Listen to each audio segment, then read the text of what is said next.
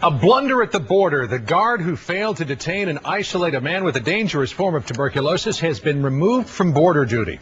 31-year-old Andrew Speaker was allowed back into the country at a Canadian border crossing. Officials say the guard ignored a warning to stop Speaker because he seemed healthy. Mississippi Congressman Bennie Thompson wants some answers. He's chairman of the House Homeland Security Committee, and he joins us now from Jackson, Mississippi. Good to see you, Congressman. Thanks for being with us. What are your thoughts here, first of all, about the fact that Speaker did get in across the border when there was a flag out to stop him? Well, I think it speaks to the operational and performance of our agency. Clearly, they failed the test, and what we want to do with our committee hearings is see exactly what happened. Well, Congressman Thompson, what does it say that after 9/11, after all the money that's been spent, after all the focus on border security, anti-terrorism measures, after the creation of the enormous Department of Homeland Security, that one man who's on a watch list with a potentially communicable disease, potentially dangerous disease, can just walk right across the border?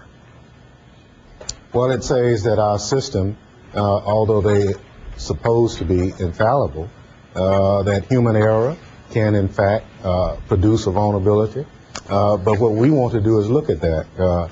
I'm outraged the fact that we knew the individual had been contacted, but we couldn't stop the individual.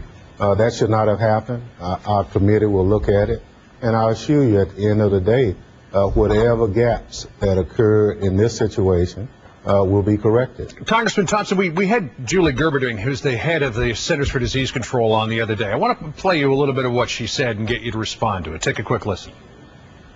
It was a holiday weekend here and in Europe, so it took some time to get all the pieces together. I think everyone was working very hard. We haven't been in this situation for 40 years, so we kind of had to make up a plan as we went along. Let me ask you about that, Congressman. She says we had to make up a plan as we went along. What about pandemic flu? What about SARS? What about the threat of bioterrorism? I think most people in America thought that there was a plan. Well, I don't accept that. We have plans in place. There are protocols. Our committee would like to know why they weren't followed. If CDC knew this situation, when did they contact the Department of Homeland Security? What did Homeland Security do after that? Why the Canadian government did not receive information in real time. We have the capacity. The system didn't work. Our committee will edit it. And I assure you, at the end of the day, we'll fix it. When are you holding those hearings, Congressman Thompson? This Wednesday, 10 a.m., 311 Cannon Building. We will be watching. Congressman Bennie Thompson joining us from Jackson, Mississippi this morning. Thanks, sir. Rescue at sea.